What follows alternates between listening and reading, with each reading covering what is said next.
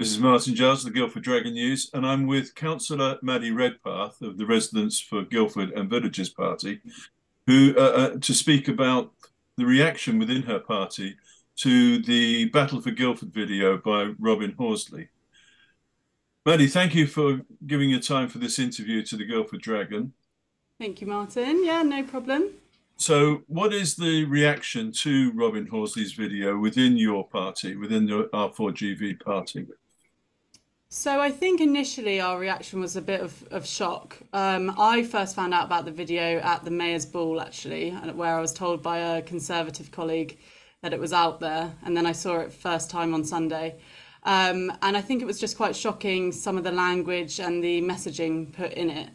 And I was quite surprised to see it get so many hits, if you like, Okay, on what social. shocked you? Well, it just seemed to be incredibly one-sided, which to me, being involved in North Street, it was quite obvious it was one-sided. And so I just sort of disregarded it, thinking people would also disregard it. But then it went on to people actually believing what was in the video, which, whatever your opinion is about North Street, you can't deny there were public realm games, which were completely excluded from the video. Okay, So, so what is the impact that's expected? Is there a worry in your party that this is going to have an adverse effect on your election chances? well, it's interesting because I think I've had a full spectrum of emotions about this video. Over the last couple, I mean, there was a brief sense of nervousness, but I think over the last few days, door knocking and speaking to our candidates, we had a candidates meeting yesterday of about 25 of our candidates who have been out. And, the message on the doorstep is quite positive. It's quite interesting because the way I see it is a week ago we were an almost unknown brand, and now at least people have heard of us. Even if it's for the wrong reasons, all we have to do is change the narrative.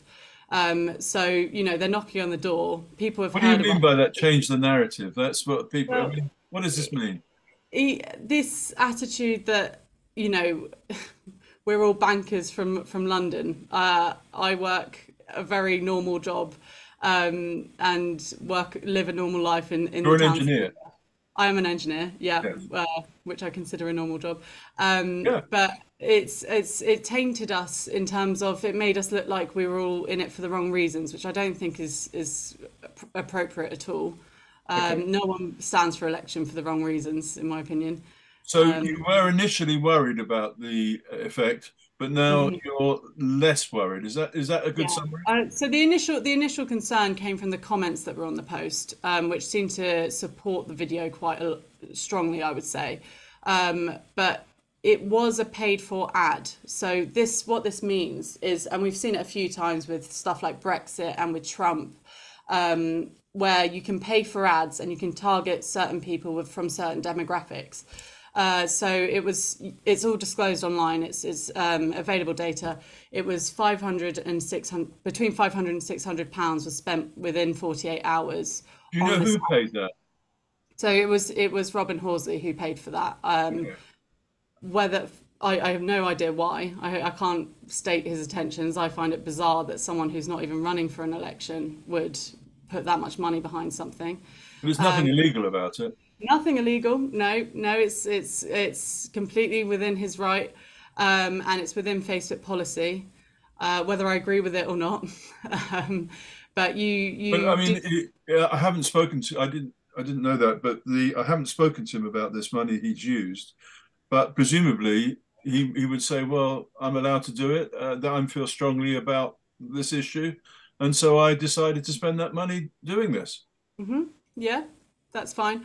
For me, I think it's quite scary. I mean, the realization for me personally is how easily these things are believed.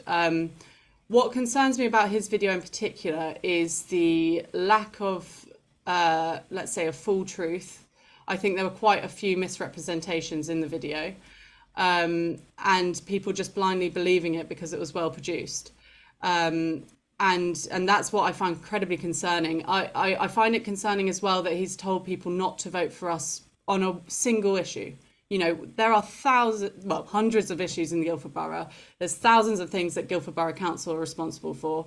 And yet he's suppressing a vote for our party on a single issue, which I think is completely wrong.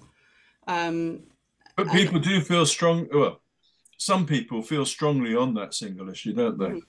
They do. And you know, I don't want to get into the whole North Street debate again. But we will be reviewing a height policy if we get the leadership. You know, that is on our manifesto. But it's this attitude of we're some big bad Grinch that it's just completely misrepresented us. But do you think this is unfair, or do you think anything should be done to control this kind of campaigning on social media? You know, I would have liked to have seen the other local parties not go around supporting him and reposting the video in other community groups. You know, we have existing. Who have you seen do that? So Keith Witham, councillor for Normandy. So he's a Conservative councillor. He is a Conservative councillor. Has reposted it in the Fairlands chat and I believe the Wood Street Village chat. Right. So for those of you who don't understand, that's a concentrated area where people who live in that area will be signed up to that Facebook group. Right. And you know, he's spreading it as if it's. But that's one councillor. Who are there several or just him? That's the only one I've seen, to be fair. Okay. But you know, it's scary to think. I think if this happened to, for example, the Liberal Democrats, I would like to think that we would have stood up and said it's not appropriate to misrepresent the truth. You know, even if he's against North Street, be against North Street, but at least tell the whole truth. Don't pretend like it wasn't bringing any benefit to the town. But it's a bit of a subjective judgment. What's the truth, isn't it? Well, what I mean is, in all political campaigning, you know, parties make claims and assertions. You know, it's a bit difficult to say what is the precise truth. What is there something in there that you think is definitely misleading that you could give us an example? So, for example, about how Guildford Borough Council should have done more consultation. It's not up to Guildford Borough Council to do consultation, and that's, you know, is that what taxpayers want us to spend our money on? Is that, you know, that's a whole other debate, but it's not. You know, it's not up to Guildford Borough Council to do it. It is up to the developer. So, and also the other thing is this attitude that if we all get elected, we'd just vote it through. Absolutely not. Absolutely not. I would treat it like a brand new application. As a member of the planning committee, I would treat it as a brand new application for its merits. You know, given the rejection, I would expect to see a height withdrawal or increase in social. You're not allowed to prejudge anything anyway, are you? No, we're not allowed to prejudge, and I think it's incredibly wrong. And the implications that, you know, just because for careers of members of our party we must be tainted a certain way, I think that's completely below the belt. Okay, so what's to stop you producing your own video to counter this one? So the issues we have is because we're running for election, we would have to declare it under electoral expenses. We are a self-funded party. You know, we get nothing from central parties. So all our money comes from donations, supporters, councillors donate a lot. And so we just don't have the budget. And we don't, to be honest, we don't have the tools to produce such a professional looking video. Okay, so there are several constraints there, but I just want you are, as I understand it, I know you're limited to how much you spend on your campaign. So what is that limit? Do you know? Off the top of my head, no. Okay. It's different. Is that a reason that you? So what I'm trying to say is that a reason that prevent you from producing your own video, or is it just generally that you don't have the money and you don't have the skills? I think it's both the money and resources. So we, you know, we're just a group of residents at the end of the day. We don't have a professional videographer or whatever you call them. And you know, I'd be reluctant to spend the money that people have donated tackling a one issue subject.